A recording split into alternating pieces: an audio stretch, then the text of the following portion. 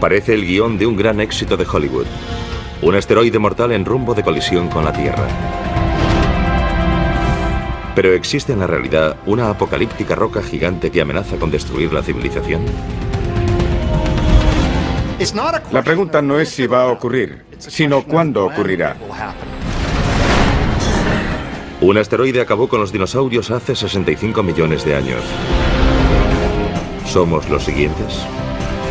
Salgamos en busca de estos asesinos cósmicos. Evaluemos su amenaza y analicemos las mejores formas de acabar con ellos antes de que ellos acaben con nosotros.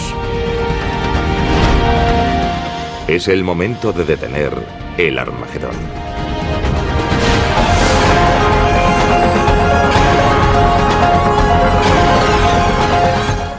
El universo, Armagedón.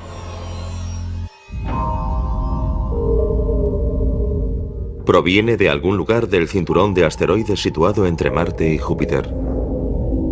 Es un inmenso grupo de rocas y escombros en rotación y avanza hacia la Tierra. Algo que no era más que parte de los restos del Big Bang podría estar destinado a desencadenar su propia gran explosión. Este gigantesco asteroide cruza a toda velocidad la atmósfera de la Tierra y se convierte en una fuerza imparable. Es casi 2 millones de veces más potente que la bomba Emperador soviética, el mayor y más potente artefacto explosivo jamás detonado. Su objetivo, Los Ángeles. Lo último que ven sus habitantes es un destello. Una bola de fuego. Y después...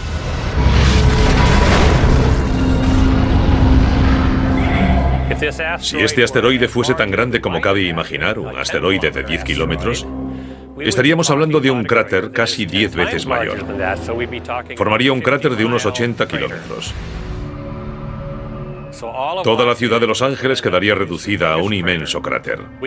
Estaríamos hablando de una devastación absoluta. Nada sobreviviría en un radio de unos 160 kilómetros. Incluso en San Diego sufrirían enormes terremotos y ondas expansivas. Los vientos lo arrasarían todo en 300 kilómetros a la redonda. Ningún ser vivo sobreviviría en un radio de unos 1.600 kilómetros. Y eso solo tras el impacto inmediato. A continuación volvería a caer sobre el planeta una gran cantidad de restos. Sería como ver un árbol de Navidad con muchos adornos saliendo despedidos en todas las direcciones. Y después se verían enormes incendios. Arderían enormes zonas del planeta que liberarían aún más hollín y ceniza en el aire que ocultarían la luz del sol. Después, las temperaturas caerían en picado y tal vez se extinguiría toda forma de vida.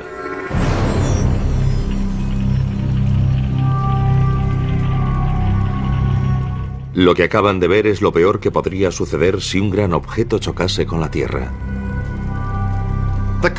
Podríamos decir que los asteroides que pueden extinguir la mayor parte de la vida en la Tierra, la mayoría de las especies, aparecen cada 100 millones de años aproximadamente. Y no es un fenómeno periódico, no sucede cada 100 millones de años exactamente. Podría ocurrir en cualquier momento. 100 millones de años es solo una estimación. La pregunta no es si va a ocurrir, sino cuándo ocurrirá.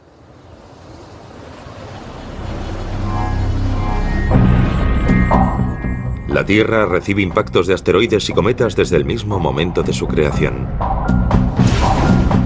Poco tiempo después de su formación, hace unos 4.500 millones de años, nuestro planeta se convirtió en un blanco frecuente, una especie de galería de tiro cósmica. Los asteroides y los cometas trajeron a la Tierra primitiva la mayor parte de los materiales orgánicos y el agua que hicieron posible el origen de la vida. Otras colisiones posteriores, como la que acabó con los dinosaurios hace 65 millones de años, influyeron en la evolución, permitiendo que la especie más adaptable, nosotros, alcanzásemos la cumbre de la cadena alimentaria. Por lo tanto, casi debemos nuestra propia existencia a estos objetos amenazadores. Según la base de datos de impactos terrestres, se han identificado más de 160 cráteres de impacto. El mayor es el de Chicxulub. que en lenguaje maya significa la cola del diablo. Este cráter de más de 175 kilómetros de diámetro fue hecho por el asteroide que acabó con los dinosaurios tras caer frente a la península del Yucatán en México. Esta base de datos también incluye el cráter del meteorito Barringer, situado en el norte de Arizona, y que hoy es una atracción turística. Este agujero de varios kilómetros de ancho fue causado por una enorme roca cósmica de mineral de hierro que colisionó con la Tierra hace unos 50.000 años. Mucho más recientemente, un enorme objeto cercano a la Tierra dejó también una importante huella, aunque no un cráter. En 1908 explotó sobre Tunguska, en Siberia, con la energía de una bomba de 15 megatones, más de 1000 veces la potencia de la bomba lanzada sobre Hiroshima. Ni siquiera llegó al suelo, pero la onda de choque de su explosión en el aire aplastó todos los árboles y la vegetación de la zona. Fue como si una gigantesca mano bajase del cielo para aplastar todos los bosques y los árboles. Esa fue la magnitud de la devastación de Tunguska. Si lo sucedido en Tunguska hubiese ocurrido sobre Moscú, Nueva York o Los Ángeles, la devastación habría sido catastrófica. Habría destruido por completo esa ciudad y una amplia zona en torno a ella. Las probabilidades de que se repita lo sucedido en Tunguska son escasas. Quizás suceda una vez cada 500 años. Pero es un posible desastre que no podemos permitirnos ignorar. Por eso la NASA creó el programa de objetos cercanos a la Tierra en el Laboratorio de Propulsión a Chorro. Su misión es encontrar los asteroides que representan una amenaza mayor para la Tierra. El primer paso para detener el Armagedón. Una estimación de 32,08 posiblemente. Cuando me preguntan sobre los aspectos más importantes del programa de objetos cercanos a la Tierra, siempre señalo 3. Encontrarlos pronto y encontrarlos pronto. Porque si logramos encontrarlos 10, 20 o 30 años antes de que surja algún problema, podremos desarrollar la tecnología para mitigar su amenaza. El programa de objetos cercanos a la Tierra utiliza a tiempo completo 5 telescopios situados en el sudoeste americano y otros puntos del planeta. Rastrean el cielo en busca de asteroides, especialmente aquellos que miden al menos 1 kilómetro de diámetro. El impacto de un asteroide de ese tamaño podría causar estragos en toda la Tierra. Podemos comparar la búsqueda de estos asteroides con el proceso de averiguar dónde caerá una pelota de golf una vez golpeada. Imaginemos que en vez de ver todo el vuelo de la pelota de golf, solo dispongo de unas pocas instantáneas. Con unos fotogramas de su movimiento tengo que averiguar dónde va a caer. En primer lugar, he de distinguir correctamente la pelota de golf de los demás objetos de la imagen, como árboles, aves e incluso otras pelotas de golf diferentes. Una vez que he identificado la pelota de golf en cada una de las imágenes, utilizo mis conocimientos sobre las leyes de la gravedad para trazar una trayectoria correcta que me permita averiguar dónde caerá.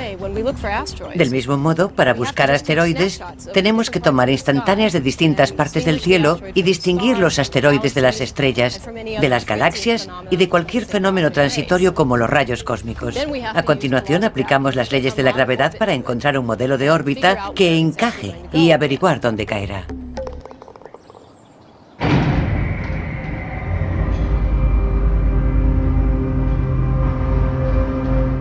Ningún telescopio del programa de objetos cercanos a la Tierra ha encontrado más asteroides que los del LINEAR, siglas en inglés del programa Lincoln de búsqueda de asteroides cercanos a la Tierra. Desde su emplazamiento en el sur de Nuevo México, han descubierto casi la mitad de los cerca de 5.000 asteroides cercanos a la Tierra conocidos, entre ellos aproximadamente el 50% de los 600 objetos que miden al menos 1 kilómetro. Este es uno de los telescopios que usamos para rastrear asteroides con el programa lineal. No es grande según el estándar astronómico. Tiene una apertura de 1 metro, pero el secreto de su sensibilidad reside en el cuadro azul que vemos en la parte inferior. Es un dispositivo acoplado por carga fabricado para buscar con gran sensibilidad en una zona amplia. La combinación del telescopio y el dispositivo nos permite alcanzar una sensibilidad 1 millón de veces superior a la del ojo humano. Este es el aspecto del cielo visto por los telescopios del programa lineal.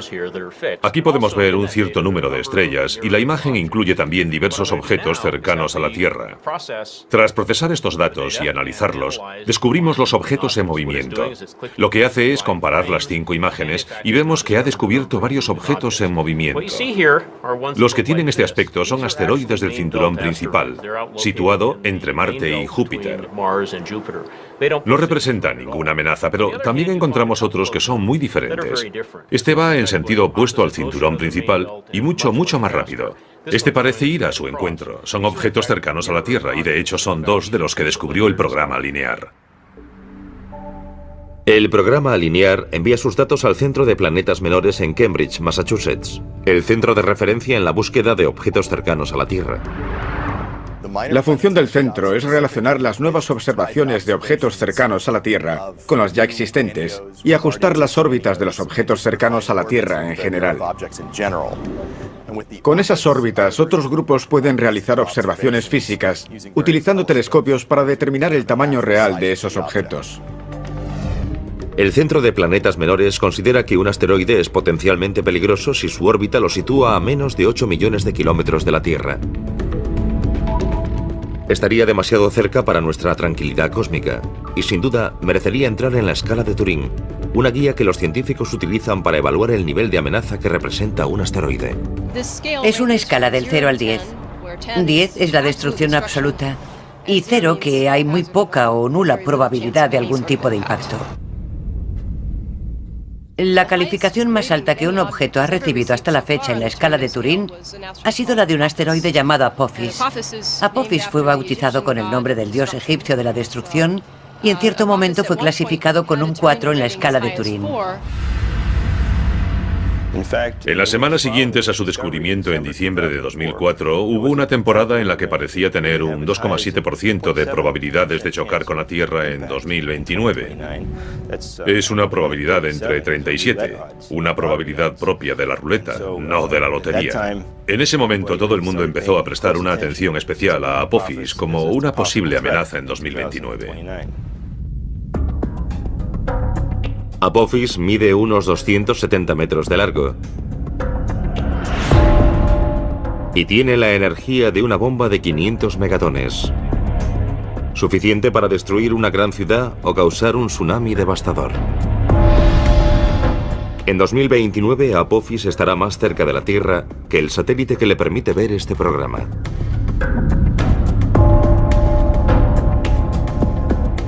A pesar de esta proximidad tan poco frecuente, los análisis ópticos y los realizados mediante radar han descartado la amenaza de un impacto con la Tierra, lo que equivale a un 0 en la escala de Turing.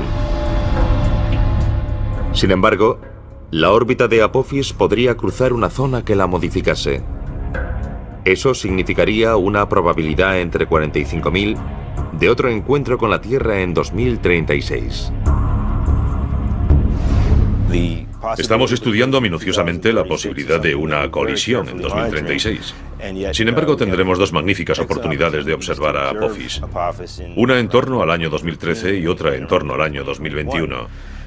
Estamos bastante seguros de que entonces podremos descartar la posibilidad de un impacto. En el caso improbable de no poder descartar la posibilidad de un impacto, aún dispondríamos de mucho tiempo para evitar la colisión mediante alguna forma de mitigación.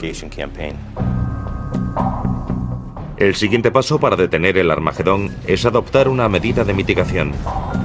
¿Cómo podemos evitar que Apophis o cualquier otro gran asteroide choque con la Tierra y cause una enorme devastación? La respuesta más obvia podría ser también la peor opción de todas.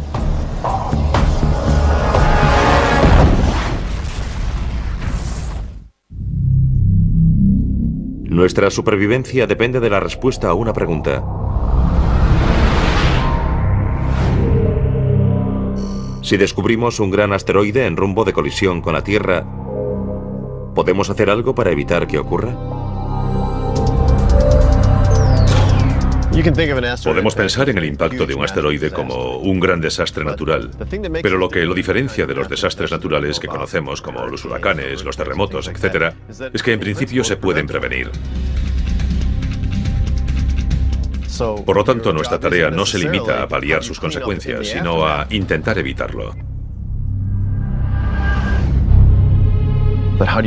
Es una diferencia importante. Esta prevención de un gigantesco impacto con la Tierra nos lleva al segundo paso para impedir el Armagedón: mitigar su riesgo. Neutralizar un objeto letal cercano a la Tierra no es tarea fácil.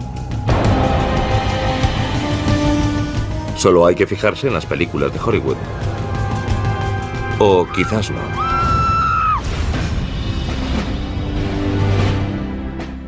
Lo peor que podemos hacer es fijarnos en todas esas películas de Hollywood en las que unos hombres de acción despegan en un transbordador espacial hacia el espacio exterior para instalar bombas de hidrógeno en estos objetos. En primer lugar, un transbordador espacial ni siquiera puede llegar hasta esas distancias, pues solo se limita a rodear el planeta Tierra. En segundo lugar, y aún más importante, hacer explotar un asteroide es lo peor que podríamos hacer. Si lo hiciésemos, en lugar de enfrentarnos a un asteroide gigantesco, nos enfrentaríamos a 2, 3 o 4 fragmentos, cada uno de los cuales podría causar enormes estragos en el planeta Tierra.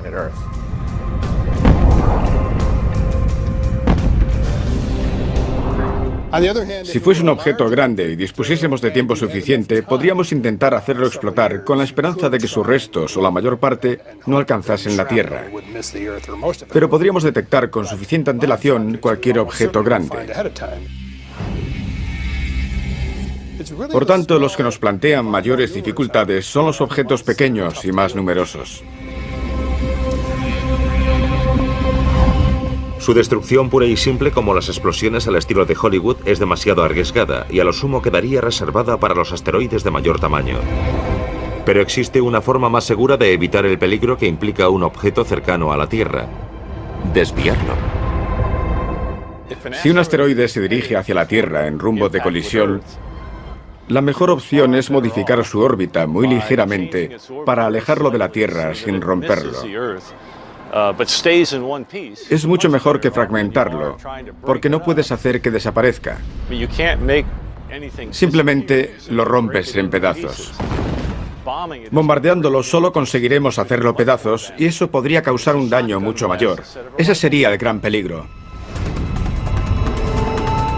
Para que su desvío suponga el mejor resultado posible, cuanto antes lo detectemos mejor. Dispondríamos de años o incluso décadas. En pocas palabras, detectarlo lo antes posible equivale a desviarlo lo antes posible. Más importante aún, cuanto más lejos esté el asteroide, menos fuerza tendremos que aplicar para lograr un gran cambio en su órbita. Para demostrarlo, vamos a jugar al hockey. Cuanto más lejos de la portería golpee el jugador el disco, menos habrá que desviarlo para evitar un gol. Sin embargo, si el jugador lo golpea mucho más cerca de la portería, hará falta una desviación mucho mayor para evitar el gol. Ahora imaginemos que el disco es un asteroide y la portería es la Tierra.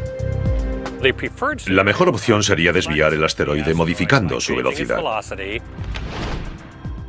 Si podemos hacerlo con suficiente antelación, por ejemplo 10 años, solo necesitaremos cambiar su velocidad menos de 1 centímetro por segundo. Es un cambio muy pequeño en su velocidad, pero su efecto acumulativo hará que llegue hasta donde estamos antes de que nosotros lleguemos o cuando ya no estemos allí. Por lo tanto, dejaría de ser un problema. Se han propuesto varias estrategias para desviar asteroides. Y con permiso de Bruce Willis, ninguna requiere una misión tripulada. Una misión tripulada obstaculizaría la operación en buena medida. Con la tecnología y los vehículos actuales no podemos alejarnos mucho de la Tierra. Eso limita nuestra capacidad para resolver uno de estos problemas, ya que el momento óptimo para desviar el asteroide podría coincidir con su paso por el lado opuesto del Sol.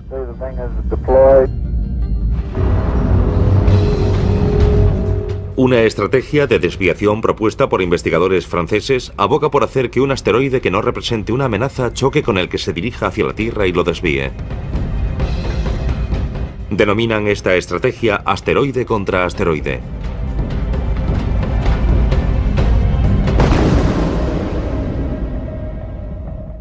Entra dentro de lo posible, pero intentar situarlo donde queramos para que no choque con la Tierra es de por sí discutible. Existe un número limitado de estos objetos cerca de la Tierra. Y estamos hablando de encontrar y acercar con facilidad a la Tierra uno de los asteroides que podrían representar una amenaza de impacto con la Tierra. Por lo tanto, no me decantaría por acercarlo para disponer de él más adelante. Además, resultaría muy complicado dirigir un gran asteroide. No necesitamos algo tan grande para obtener suficiente energía e impulso para desviar otro asteroide. La Agencia Espacial Europea aporta otra propuesta. Está diseñando una misión denominada Don Quijote. En lugar de atacar molinos de viento, la agencia pretende modificar el curso de un asteroide que no represente una amenaza mediante el lanzamiento de una nave espacial llamada impactador cinético para que choque con él.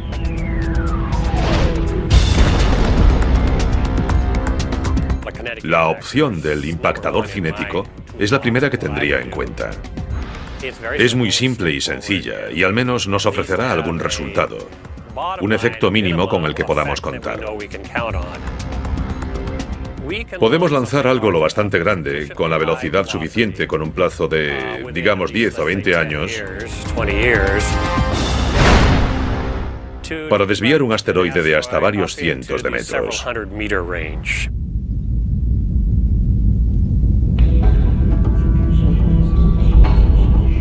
Tanto el impactador cinético como la estrategia asteroide contra asteroide requieren una gran colisión para desviar la amenaza de un objeto cercano a la Tierra. Pero otras propuestas sugieren que podría ser posible detener el Armagedón con un simple haz de luz.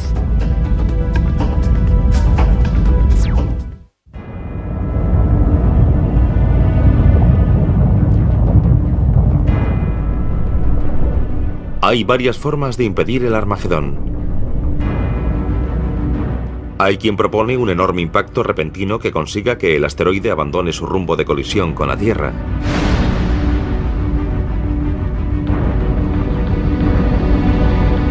Otros sugieren que se puede lograr sin una colisión utilizando otros medios, como una explosión nuclear cerca del asteroide que lo aleje de su peligrosa trayectoria.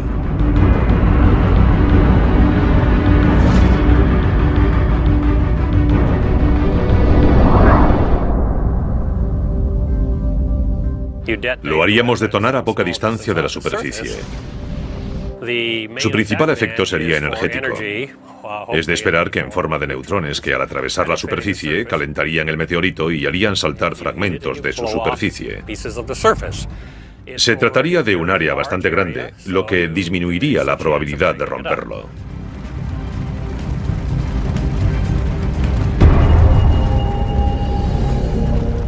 Pero hay un problema.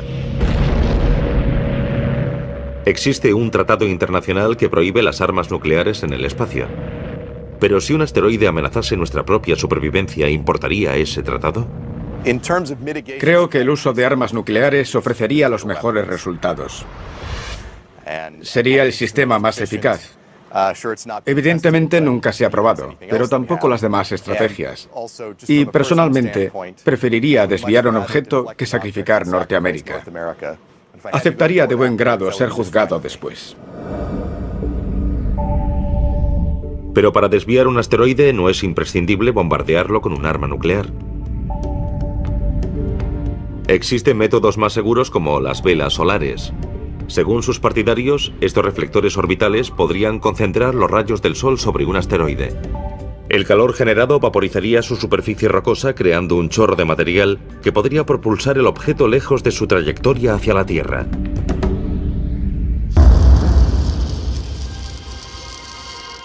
También podríamos utilizar rayos láser.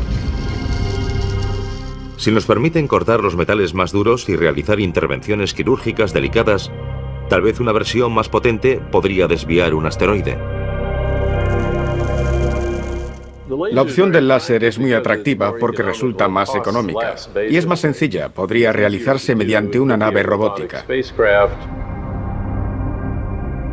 El láser dirigiría hacia el asteroide un rayo de luz. Este haría que se desprendiese material y lo movería. No tendríamos que transportar hasta allí el material que aplicaría una fuerza sobre el asteroide. El láser puede ser dirigido de manera muy precisa y muy gradual. Podría hacerse en un plazo de 3 meses. En los años 80, un equipo de investigadores descubrió accidentalmente el potencial del láser mientras experimentaba con pulsos cortos sobre una oblea de silicio, un material similar a la superficie de un asteroide.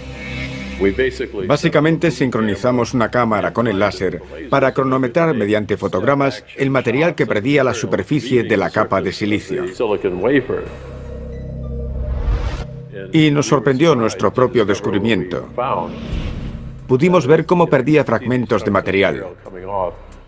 Pudimos ver cómo se vaporizaban. Fue un descubrimiento científico y también tecnológico. Por relevante que fuese aquel descubrimiento, hay una gran diferencia entre una oblea de silicio y un asteroide. Pero según sus partidarios, tal diferencia resulta salvable con un pulso de láser 5000 veces más potente que los que usamos a diario en la Tierra.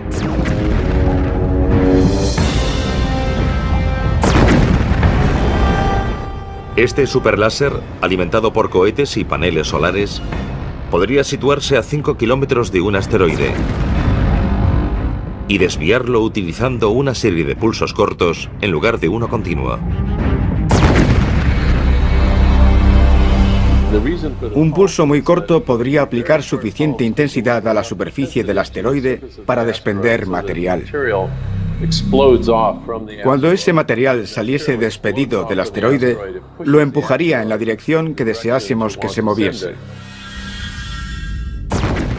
Además, a medida que ese láser de pulso muy corto incide en su superficie, crea una nube de material que se desprende del asteroide.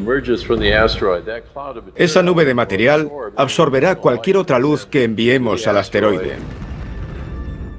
Por lo que es importante que toda esa energía lumínica llegue a esa zona del asteroide en muy poco tiempo antes de que se forme una nube.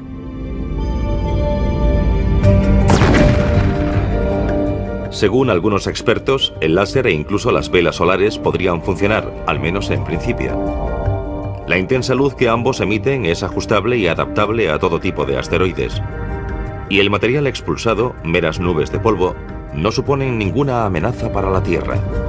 Sin embargo, sus posibles inconvenientes podrían resultar insalvables.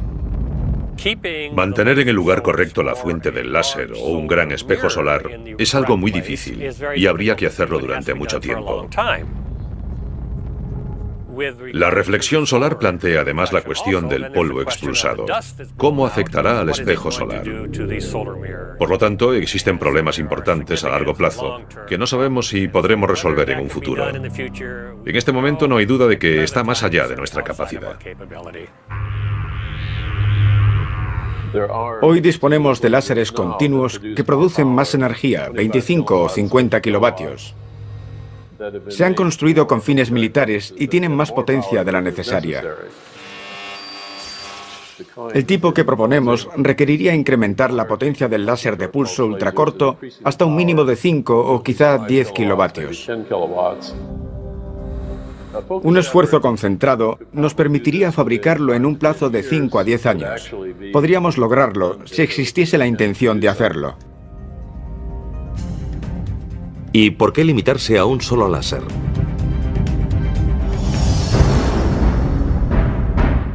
Algún día podríamos instalar de forma permanente una flota en torno a la Tierra para actuar como escudo de defensa contra los asteroides que nos amenazasen. Así evitaríamos el peligro de tener que resolver el problema a última hora enviando armas nucleares al espacio para intentar volar el asteroide, algo que probablemente es una mala idea. Los láseres parecen potenciales deflectores de asteroides, pero pasará mucho tiempo antes de que sean una opción viable. Mientras tanto, debemos prestar atención a otra propuesta de mitigación. Es la idea de dos exastronautas que insisten en que es la única forma de detener el Armagedón.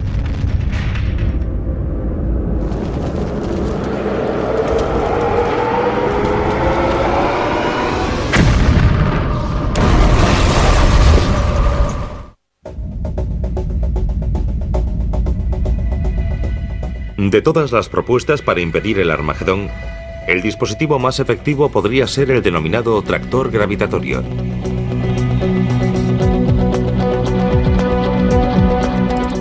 Aplica un principio muy simple para hacer frente a una tarea muy complicada. Sabemos que todo lo que existe en el espacio tiene una fuerza gravitatoria, también los asteroides.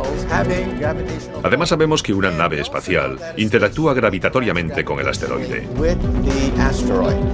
Por lo tanto, si una nave se aproximase lo bastante al asteroide, podría comenzar a alejarlo lentamente de su trayectoria si pudiésemos llegar a tiempo hasta él. El tractor gravitatorio ha sido desarrollado por la Fundación B612, bautizada con el nombre del asteroide que aparece en El Principito, y está ganando popularidad gracias a los esfuerzos de sus principales defensores, dos exastronautas llamados Ed Lu y Rusty Schweiker. El concepto de tractor gravitatorio se basa en una desviación muy débil pero muy precisa. Por eso no recomendamos su uso para lo que denominamos desviación principal. Su objetivo es que el asteroide no se dirija hacia la Tierra.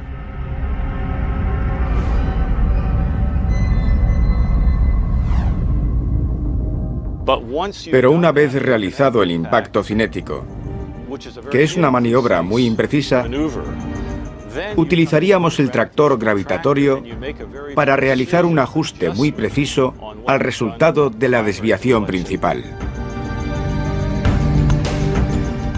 El tractor gravitatorio es uno de los pocos mecanismos de desviación de asteroides que resulta realista.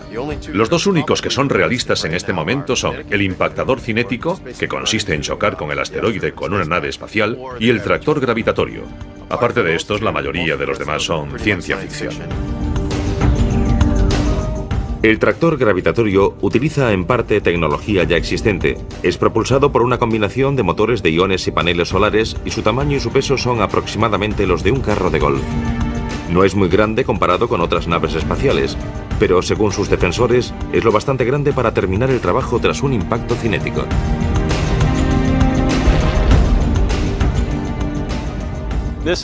El asteroide estaría girando sobre uno de sus ejes o de algún otro modo. Llegaríamos con el tractor gravitatorio y lo situaríamos aquí si quisiésemos arrastrarlo en esta dirección. Aunque el asteroide estuviese girando, no llegaría a tocarlo. Nos limitaríamos a situarlo delante de él si queremos empujarlo en esa dirección y ahí permanecería. Digamos que el asteroide tiene 90 metros de diámetro. Entonces nos situaríamos a 75 metros del centro de gravedad del asteroide aproximadamente. En otras palabras, a una distancia aproximada de 1,5 veces el radio del asteroide. Impediríamos que nos atrajese la gravedad del asteroide. Dirigiríamos los propulsores del motor de iones hacia un lado para no hacerlo explotar. Eso nos permitiría permanecer allí una semana, un mes, un año o lo que fuese necesario. Los motores de iones duran mucho tiempo. Y como el tractor gravitatorio dispondría de un transpondedor de radio, podría ser localizado con mucha precisión desde la Tierra. Eso permitiría saber con exactitud los cambios que ha sufrido la órbita del asteroide. estaríamos modificando la composición del sistema solar sin tocar nada. Su capacidad para realizar movimientos controlados y precisos es la principal ventaja del tractor gravitatorio. Una vez desviado cualquier asteroide, debemos asegurarnos de que no regrese y choque con nosotros en un futuro. El tractor gravitatorio nos permite medir con precisión hacia dónde se dirige y realizar pequeñas correcciones que nos aseguren que no regresará. A pesar de esta ventaja, el principal inconveniente del tractor gravitatorio es su poca fuerza. Quizá demasiado poca para afectar a un asteroide realmente grande. Para ser efectivo, el tractor gravitatorio necesita mucho tiempo y que el asteroide sea pequeño. Tendría que ser mucho más pequeño que 1 kilómetro. Tal vez 150 o 300 metros. Del tamaño de Apophis o menor. Si se tratase de un asteroide más grande y dispusiésemos de poco tiempo para desviarlo, probablemente el tractor gravitatorio no sería el método adecuado. Pero entre el momento en que descubramos el posible impacto de un asteroide y el momento en que se produzca, podrían pasar varias décadas. Por lo tanto, en la mayoría de los casos tendríamos tiempo para usar este método. En el momento en que podamos sufrir el impacto de algo tan grande, dispondremos de tecnología que hoy ni podemos imaginar. Utilizaremos algo distinto al tractor gravitatorio. Pero si tuviésemos que hacerlo hoy, podríamos hacerlo. Lo importante es que hoy podemos proteger la Tierra de impactos de asteroides si hacemos nuestro trabajo.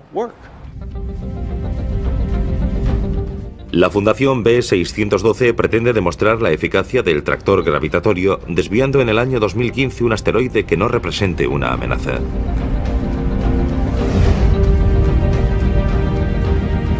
Si descubrimos que un asteroide puede chocar con la Tierra y decidimos desviarlo, ese no sería un buen momento para realizar un vuelo de prueba. Ese vuelo debe hacerse con antelación para poder solucionar posibles errores. La clave es convencer a la NASA de que debería demostrar que dispone de esa capacidad antes de tener que utilizarla. Ese es el problema. Podrían estar en juego millones de vidas. Es una prueba sencilla y barata. Así que hagámosla y sabremos que podemos. Esto nos lleva al tercer y último paso para detener el Armagedón. ¿Quién decidirá qué hacer y cuándo hacerlo si un asteroide se dirige hacia nosotros?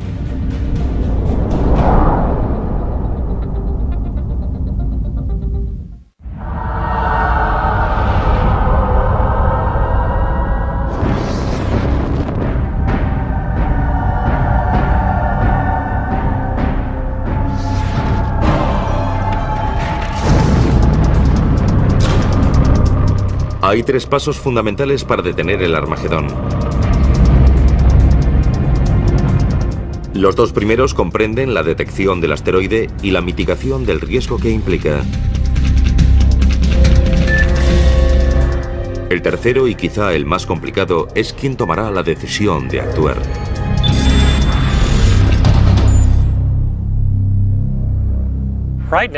Si en este momento descubriésemos que algo se acerca, seguramente correríamos de un lado para otro sin lograr hacer nada a tiempo. Creo que deberíamos disponer de alguna especie de manual que nos diga qué hacer cuando el asteroide se aproxime. La urgencia de responder a esta pregunta aumenta a medida que disponemos de mayores y mejores telescopios como el Pan-STARRS, acrónimo en inglés del Telescopio de Vigilancia Panorámica y Sistema de Respuesta Rápida. Es un proyecto de la Universidad de Hawái que podría revolucionar la búsqueda de objetos cercanos a la Tierra. La idea es disponer de un telescopio de campo muy amplio que permita un enorme campo de visión. Así podremos observar más lejos en el espacio, hacerlo más rápido y cubrir un área mayor de cielo cada noche.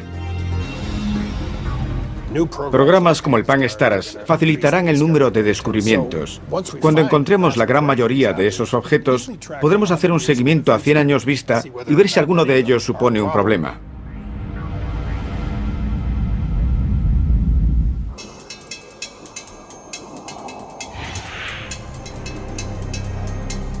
Algunos expertos han pronosticado que en los próximos 10 o 20 años podríamos descubrir 1 millón de nuevos objetos cercanos a la Tierra. A eso hay que sumar los más de 5.000 que ya hemos encontrado. Incluso con este aumento exponencial, seguirá siendo posible que un objeto espacial, tal vez un cometa, pueda evadir la detección y chocar con la Tierra. Los cometas pueden surgir de la nada. Proceden de los rincones más lejanos del sistema solar, y cuando alguno llegue, podríamos disponer solo de un par de años o menos para preparar un intento de desviarlo. No sabemos con certeza que no hay ningún cometa viniendo hacia nosotros. Pero los cometas no suelen acercarse a nuestro planeta. Estamos bastante seguros de que son los asteroides los que suponen el principal peligro para la Tierra. Podríamos ser golpeados por un asteroide del que no tenemos constancia. Muchos seguimientos están orientados a la búsqueda de grandes asteroides de más de 1 kilómetro.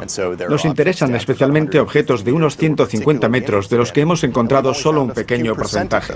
El seguimiento de esos objetos potencialmente peligrosos tendrá que incrementarse en un futuro. Por ahora, no existen protocolos sobre las medidas a tomar, cuándo actuar y quién tomará esas decisiones en el caso de un impacto inminente con la Tierra. ¿Quién tiene la autoridad y la capacidad de proteger la Tierra?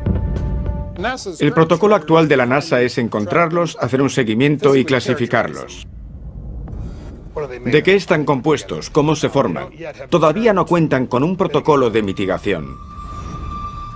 Parece lógico pensar que el impacto de un asteroide sería un problema internacional. Así que será necesaria cierta cooperación internacional para decidir quién hará algo y cuándo lo hará. Las decisiones internacionales son muy lentas. Creo que es importante que los países se reúnan y discutan un protocolo sobre cómo se tomaría una decisión así. Si esas discusiones se posponen hasta que descubramos uno, quizá las discusiones ocupen el tiempo en el que deberían hacer algo. La buena noticia es que esto podría unir a los pueblos del mundo en torno a algo que nos afecta a todos y que podríamos resolver trabajando juntos. Es un riesgo que afecta a todo el planeta, no solo a un país y no solo a las naciones que disponen de un programa espacial. Si la responsabilidad recae sobre estas naciones, ¿quién pagará por ello? ¿Quién dirá qué hay que hacer? ¿Quién tomará la responsabilidad? Estamos trabajando con las Naciones Unidas para que estén listas para tomar decisiones rápidas. En 2009, la Asociación de Exploradores del Espacio, una organización internacional de personas que han volado al espacio, presentará recomendaciones ante las Naciones Unidas para que la Tierra se prepare para posibles impactos. Será un primer paso. Hasta entonces, las opiniones de estos expertos son la opinión más fundada sobre el tema. Tenemos que pensar que esto es algo importante para la Tierra e importante para los niños. Es importante para las generaciones futuras, y en este momento tenemos la voluntad de preparar y aportar las herramientas necesarias para que en caso de que surja una amenaza más adelante, dispongamos de los recursos, la capacidad y los conocimientos necesarios para resolver esa amenaza. Podría suceder algo parecido a lo ocurrido en Tunguska, algo que podría arrasar una ciudad entera, similar a una bomba nuclear. Sin embargo, en una escala de millones de años, quizá 50 millones de años, existe la posibilidad de un impacto que cause la extinción de la vida. Lo más prudente es avanzar hoy mismo, porque nadie sabe cuándo se producirá el próximo impacto. Todo lo que sabemos es que algún día sucederá. No me preocupa un posible impacto en un futuro próximo. Conozco las probabilidades y son escasas. Pero también es poco probable que el avión en el que viajo se estrelle, y aún así invertimos mucho dinero en la seguridad de los aviones. Hay varias formas de afrontarlo. Debemos calcular los riesgos. Debemos determinar cuál es la amenaza y evitarla.